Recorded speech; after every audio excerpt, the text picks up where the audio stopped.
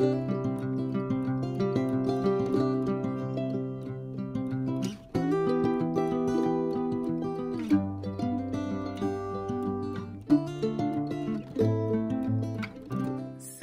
j'espère que tu vas bien. Si ça ne va pas, je te souhaite que ça aille très vite. Bienvenue dans ma cuisine. Aujourd'hui, on se retrouve pour une petite vidéo recette maternité. Comme tu le sais, en ce moment, je te présente un peu tout ce que je vis de ma deuxième maternité. Et aujourd'hui, je t'entraîne avec moi en fait pour découvrir une recette maternité. C'est vraiment une astuce de grand-mère qu'on fait chez nous avant et que ma mère m'a conseillé pour toutes mes maternités. J'en avais fait pour Lucas. Et là, je commence à faire cette recette, en fait, si tu veux, pour bébé numéro 2. Vraiment, c'est une recette qui te permet, si tu veux... arrête! C'est une recette, si tu veux, qui te permet, le jour du travail, si tu veux, le jour des contractions, le jour de l'accouchement, de favoriser ou faciliter de travail, l'accouchement et tout. Et du coup, c'est cool, c'est bien de manger ça quand tu es enceinte chez nous. Moi-même, j'ai pu expérimenter... le truc de par la grossesse de Lucas. Du coup, voilà, je te présente vite fait les ingrédients pour cette recette. J'ai prévu du poisson fumé comme ça, comme je t'ai dit, c'est du poisson séché. On en vend au Gabon. Je n'en trouve pas de séché de cette qualité-là ici.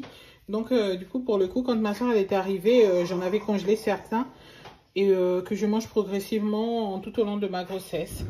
Et on a aussi du gombo que j'ai laissé tremper dans de l'eau, histoire de les nettoyer un peu, que je vais découper. J'ai pris comme accompagnement de la banane plantain, que je vais juste faire bouillir dans de l'eau. Quelques épices, parce que c'est bien de manger épicé à la fin de la grossesse, si ça facilite le travail. Et une échalote. On va sans plus tarder commencer par nettoyer le poisson. On va se débarrasser des têtes, par exemple, comme ça. Juste garder la chair de poisson pour la recette. Moi, du coup, j'ai les miettes comme ça. Mais tu peux très bien garder en entier. C'est juste que moi, j'ai préféré émietter comme ça. Je me débarrasse directement d'un coup des arêtes. Parce que c'est pas très agréable d'avoir des arêtes et tout dans le poisson. Donc voilà, je vais arrêter de parler. Et... te laisser regarder.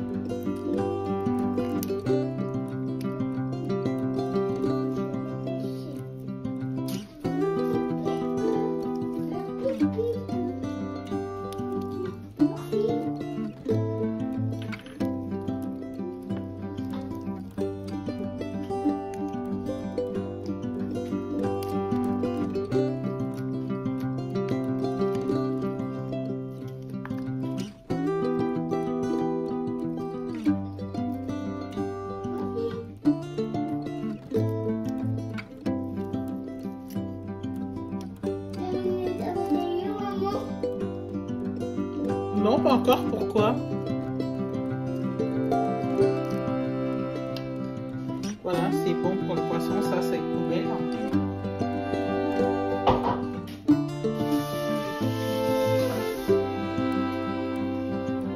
Et on va s'attaquer au gombo.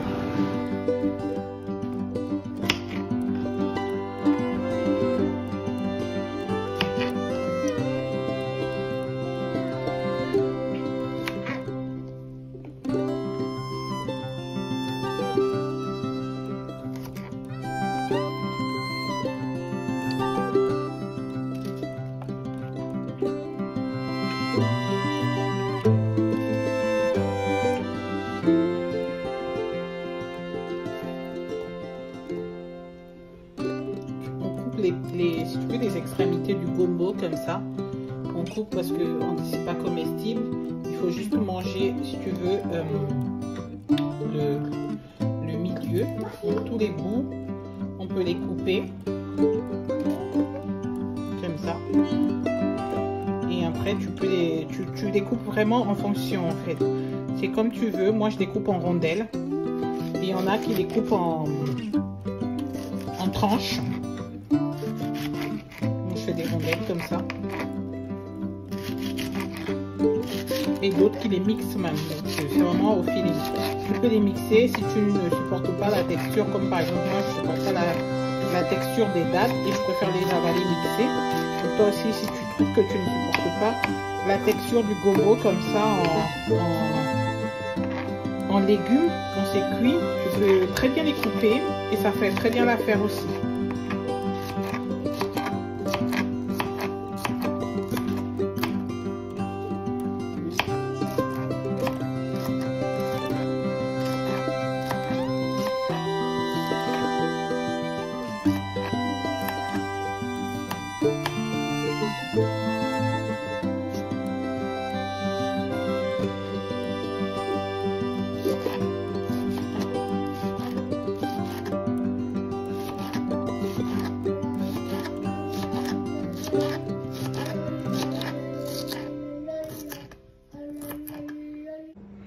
Donc voilà, on va commencer la recette. J'ai tout mis à disposition. À l'intérieur de ma marmite, j'ai mis un peu d'huile, soit l'équivalent d'une cuillère à soupe d'huile. Hein, parce que c'est un bouillon, donc il ne faut pas non plus que ça soit trop gras. Et je vais commencer par faire revenir mes oignons que j'ai coupés assez grossièrement parce que j'aime bien que l'oignon soit coupé de cette façon-là pour les bouillons. En fait, je ne voulais pas les couper en fines lamelles. Une fois que je vais faire revenir un peu mes oignons comme ça, je vais faire revenir un peu en même temps aussi mon poisson, en même temps que les oignons. Faire revenir, ça commence à sentir super bon. Et je rajoute mes épices. C'est vraiment au choix, hein. C'est en fonction des épices que vous aimez. Moi j'avais celle-là sur le coude et j'aime bien. Donc c'est celle que j'ai rajoutée. Voilà. Pour la température du feu, c'est vraiment à feu moyen. Le feu ne doit pas être très fort, il ne doit pas être très bas non plus parce que s'il est trop fort, il crame les oignons. Et après, le goût caramélisé de l'oignon dans le bouillon, c'est pas très bon. Et s'il est trop doux aussi, tu vois que ça mijote pas assez. Donc moi, je mets vraiment à feu moyen comme ça. Et pour le coup, tu mets ce que tu veux comme assaisonnement, du sel, du poivre, tes épices, etc. avant de rajouter le gombo. Voilà. C'est vraiment un ragoût. Moi, je rajoute tout le gombo. J'en ai une quantité qui est largement supérieure au poisson. C'est justement ce que je voulais. Que ça soit plus que le poisson pour pouvoir conserver un peu plus longtemps et ne pas avoir à refaire la recette tout le temps en fait. Et une fois que j'ai rajouté ça comme ça et que c'est bien salé, je peux rajouter mon eau. Et c'est ce bouillon là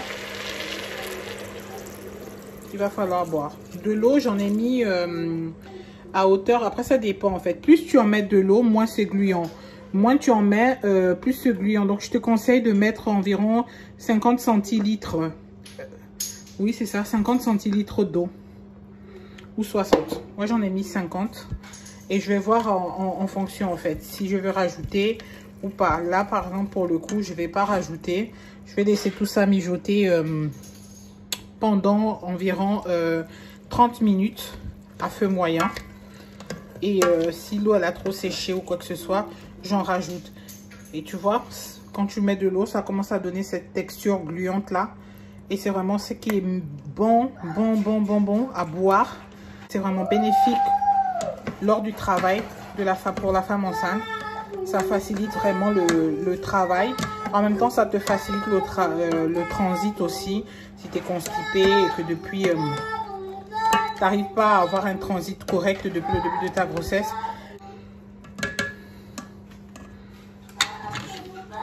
Donc voilà, il n'y a plus qu'à fermer tout ça et attendre que ça cuise. Petit conseil, il vaut mieux commencer si tu veux ces recettes-là vraiment vers la fin de la grossesse. Il ne faut pas vraiment s'amuser à commencer à manger du gombo comme ça en sauce au début de la grossesse. C'est vraiment quelque chose qu'il faut faire quand on est dans son terme. Donc à partir de la 38e semaine, 39e semaine pour un peu, on va dire comment, pour un peu donner un coup de pouce à la nature en fait. Sachant qu'un bébé, il vient quand il a vraiment envie de venir, quand il est prêt, quand maman est prête. Et que voilà, faut pas non plus faire les choses dans la précipitation et vouloir à tout prix que bébé sorte alors que la nature est bien faite. C'est vraiment cette recette là, c'est vraiment pour te montrer que ça peut t'aider, non pas à expulser bébé tout de suite, mais le jour où bébé sera prêt à venir, ça peut t'aider cette recette si tu veux à faciliter les choses, à avoir moins de temps de travail, moins de temps de contraction et que les choses se fassent le plus vite et le plus rapidement possible. Ça t'évite toi de trop souffrir et ça évite aussi à bébé de trop souffrir. À côté de ça, je sais qu'il y a beaucoup d'astuces, beaucoup de choses qui sont souvent proposées et dites aux femmes pour stimuler un peu les contractions, provoquer l'accouchement ou faciliter le travail le jour de l'accouchement, notamment de manger des dattes. Moi, j'ai pas tout ça. Moi, je me contente de mon gombo parce que c'est ce qui a marché avec moi. Je sais qu'il y a des personnes aussi qui utilisent le gombo en purge en fait. C'est quelque chose que je trouve intrusif et que même quand j'étais petite, hein, c'est vrai qu'on nous faisait des purges. Je détestais, mais vraiment je détestais, donc je ne vois pas refaire ça adulte et puis en plus de ça, enceinte. Je ne sais pas les conséquences réelles que ça pourrait avoir sur la santé ou sur même mon état physique le jour où je vais le faire. Donc je préfère m'abstenir de faire ce genre de choses et préférer la méthode traditionnelle qui consiste à manger le gombo en ragoût, en légumes dans une sauce. Voilà, voilà, 30 minutes sont passées, on arrive à la fin de la cuisson de notre recette. Là, c'est parfait. Moi, je vais m'en servir un peu et je vais rajouter un peu d'eau et remettre à bouillir quelques minutes parce que je vais en manger tous les 3 jours. Donc là, j'en ai fait, on est lundi, j'en ai fait, je vais en manger aujourd'hui lundi. J'en mangerai encore mercredi et ensuite mercredi, jeudi, samedi, j'en mangerai encore. Donc j'essaye d'en manger le plus fréquemment possible comme ça parce que je suis vraiment à la fin de ma grossesse. Et pour renforcer un peu les choses, je vais en manger quasiment tout le temps. Pardon, il y a la vapeur, si tu veux, il y a la vapeur de cuisson qui floute un peu ma vidéo. Donc voilà, comme je te disais, c'est prêt. Moi, je vais en manger. Donc voilà la texture recherchée. Tu vois comment c'est gluant. Je vais me servir. Il n'y a plus qu'à. Et voilà, la banane, elle est prête aussi. Donc voilà, voici mon plat de gombo. Il est midi, j'ai terminé de faire manger Lucas. C'est à mon tour maintenant. Comme je t'expliquais, la texture que ça doit avoir, c'est vraiment ça. C'est cet aspect gluant là, qui est bénéfique pour stimuler et favoriser l'accouchement. En plus de ça, le gombo a vraiment des vertus bénéfiques pour la santé. Je vais te mettre en lien de cette vidéo, si tu veux, un lien qui te ramène vers une page de nutrition, en fait, qui t'explique les vertus de ce légume-là, qui est super bien, qui est un antioxydant, mais qui est aussi une source de calcium, de magnésium, qui est bon qui est très riche en vitamines, hein, et bon pour les os aussi. Et franchement, c'est super bien pour la santé et je te le recommande, mais à 1000%. Sur ce, on se dit à la prochaine pour d'autres vidéos, d'autres talking avec moi. Bye!